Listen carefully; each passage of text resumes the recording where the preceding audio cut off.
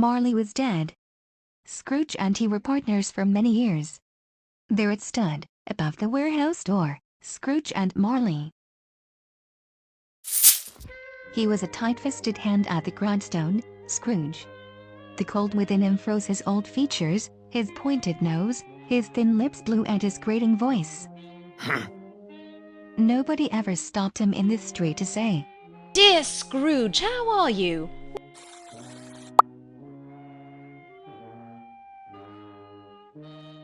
No beggars implored him.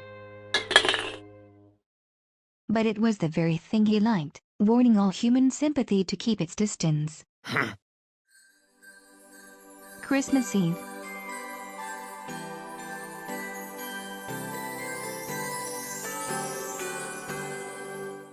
Old Scrooge sat in his counting house.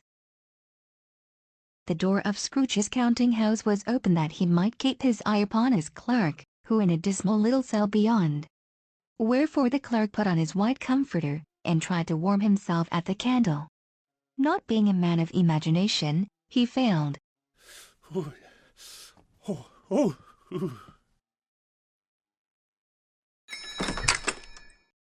A Merry Christmas, Uncle. Ah, humbug. It's a humbug, Uncle. Nephew, keep Christmas in your own way, and let me keep it in mine. Let me leave it alone, then. Much good has it ever done you? There are many things from which I might have derived good, Uncle. Though it has never put a scrap of gold or silver in my pocket, I believe that it has done me good, and will do me good, and I say, God bless it. Come, dine with us tomorrow. I ask nothing of you. Why cannot we be friends? Good afternoon. I am sorry with all my heart to find you so resolute. So, a Merry Christmas, Uncle, and a Happy New Year. This lunatic, in letting Scrooge's nephew out, had led two portly gentlemen, pleasant to behold. At this festive season of the year, Mr. Scrooge, we should make some slight provision for the poor and destitute, who suffer greatly at the present time. Are there no prisons? And the union workhouses? They are. Still, I wish I could say they were not. Many can go there, and many would rather die. If they would rather die, they had better do it and decrease the surplus population. Seeing clearly that it would be useless, the gentlemen withdrew.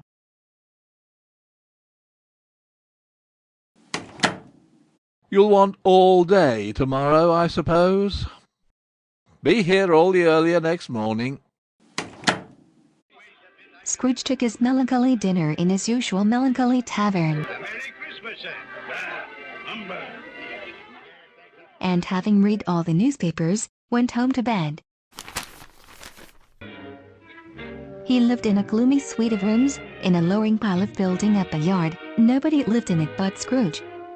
Now, it is a fact that there was nothing at all particular about the knocker on the door, except that it was very large. Not a knocker, but Marley's face. As Scrooge looked fixedly at this phenomenon, it was a knocker again. He walked across the hall and up the stairs.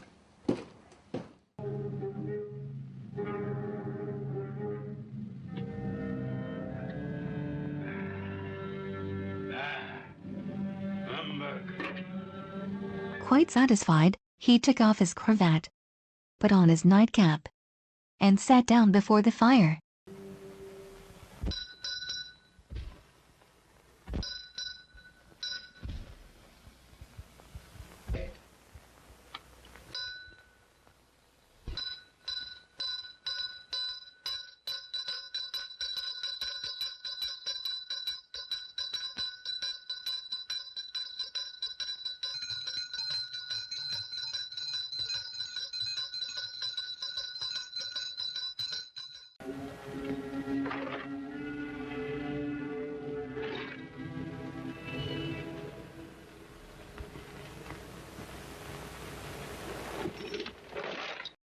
It's humbug still. I won't believe it.